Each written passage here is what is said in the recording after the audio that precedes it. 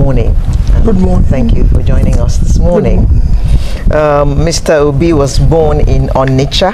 He attended Christ the King College, also in Onitsha, and he then went to the University of Nigeria, Nsukka, where he graduated with a Bachelor of Arts degree in philosophy in 1984.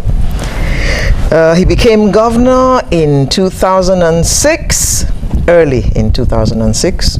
He was impeached in 2007, and the impeachment was overturned, and he regained the seat, and he was there up until early this year when elections were held, and he served 2 terms as governor of Anambra State.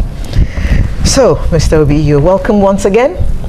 You've been away from governance, and you know what I mean. Just a few, we can just say a few days ago. So, what have you been doing with yourself since you left Government House? Very good question. Just call it relaxing, taking a stock and reflecting on governance, on Nigeria, on a lot of issues. On power. On general issue about the country. Not power as in being in power. No, power. Yeah, yes. Power, I know clearly where you're going. On power issue, a lot of other issues, not just power, on poverty, on education, on everything. Pardon me for asking you this question. It's an unfair question, but I just have to ask it. Looking back at the 8 years or so that you were governor, can you just give us a little self-assessment of those years? Well, for me, I always say it is not for me to assess myself. It's for the people to assess what I did in 8 years. That's why I said it was an unfair question. question. Said to me, what is your best achievement and everything? I said, well, bringing sanity and peace to the state. You know, that is more critical than any other thing. You know, we brought was like moving from where there is chaotic, disorganized, and you're trying to just turn it into sanity, moving the people again from the way of their thinking and perception of life to the right direction. That is the most critical thing. And a lot of other things, a few things you can look at. If you look at the newspapers just 2 days ago, it said Anambra State best in WAEC and Nigeria. When I started campaigning, schools were closed in Anambra State, remember, for 18 months. So there was no school. People were withdrawing their children from schools and sending them to another state. And then the teachers were not paid for it. To a situation where when I left, they are not the best in the country. In WAEC, in NECO and everything, all things was then come back. So you can look at it and say, well, listen, schools were taken forcefully from missionaries for 40 years. So there was a few things that the people judge with.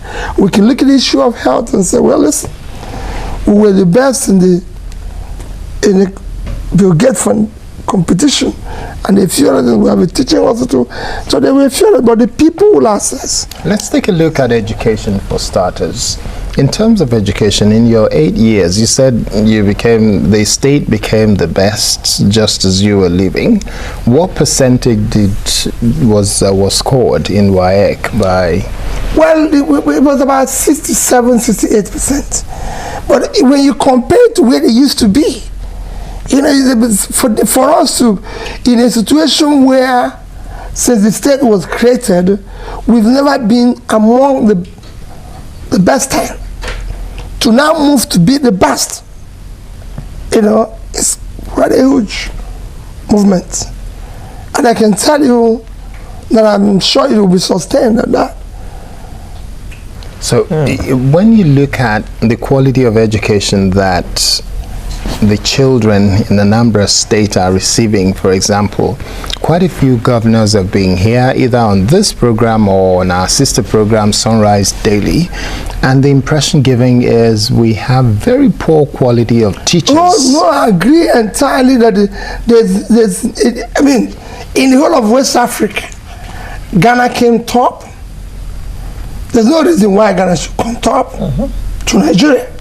Yes, they still, you see, what I tell people is, we are not there. Anambra State or Nigeria is not where we should be. The commitment is not having 100% result. It's 100% effort. Let us know we're in the right direction, whether it's in power, whether it's in poverty, let us be on the right road.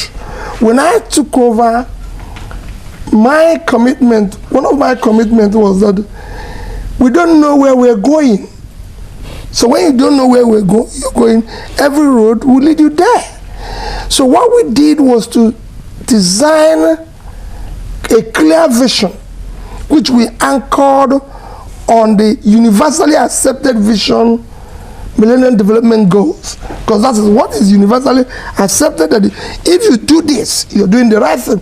So there's no need to go and start doing 10-point, 2-point agenda when there's something that is already universally designed. What we did is to fashion a strategy within that universally accepted vision of the UN, and said, since this is accepted, let us fashion a strategy for delivery of all this.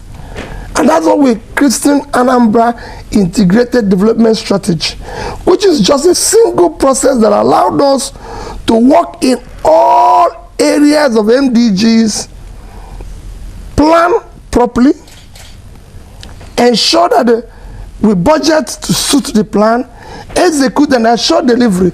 We moved our planning and budgeting from being supply driven to demand driven. We go to the people and say, we want to work on health. What do you want us to do?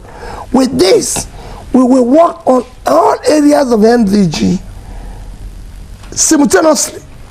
And you can go to the UN and ask them the result. So you can go to Anambra State and ask them the result. You can go to the people and ask them the result. So when you look at what you have done over the 8 years, Millennium Development Goals are quite clear and very succinct. And when you look at that in terms of quality and quantity of achievement in percentage terms, where would you say after 8 years of your just assessment? go and ask the people. No, you must know. No, you must know what you did. You cannot be a participant in an examination and mark yourself. The people but I would know what I scored. That is why. No. It is after the people have scored you. Let me tell you, when people from Kuru, Nigerian Institute of Strategic Studies, came to me in Anambra State, they said to me, go and ask them. I think it was a section that was, I can call people who are involved that are not prominently, Mrs. Anini. And they said to me, oh, wait, we want you to bring people to Oka so we can talk to them and know how your government is doing. I said, okay, come out in the morning, we'll go to. So when they came out in the morning, waiting to see the people I brought from various areas of Anambra, I said, this is your boss. I'm going to enter this bus without security. Let's go to the market. So we drove straight to the market in Onitsha. They said, no, your security. I said, no security. Let me tell you, nobody wants to kill you if you're doing the right thing, because they too want to have the right thing. So don't worry. We will go to the market. When we get to the market, ask anybody you like in the market. So, because if I bring people here, there are people who are paid, designed to say what they want to say. So they go to the market in Onitsha. What they tell you is the truth. Okay. I can pay for you to go to the market, but not to tell you here that I did well, I didn't do well. Okay. It is the people, because you are serving the people. You are here complaining about power. I'm sure that if you call those who are providing power, they say power is everywhere. But what you want to do say that. Yeah, so the people say it's there. And they do tell us. For me, service is about the people. It is the people that will say you're on the right track. And I thank the people of Anambra State. They supported me with their prayers, with the support and everything. You know, this is the first time I'm appearing in a TV show in 3 years. I didn't know channel was here. I used to know when you were in Maryland, and I went there. They said, oh, they're no longer there. This is your third year of being here. I've never been here. Okay. Because I'm not a TV presenter, not a TV listener. I'm serving the people of Anambra State. Okay. Let the people tell you. Okay. Now, my people, I know you'll be wondering why I keep bringing out old videos like this out. Yes, please The reason why I bring them is for you to be able to know that Peter Obi, most of the things he said today are exactly the same thing he has been saying right from time. It's not just about this election. This is a man that has the interest of this nation at heart.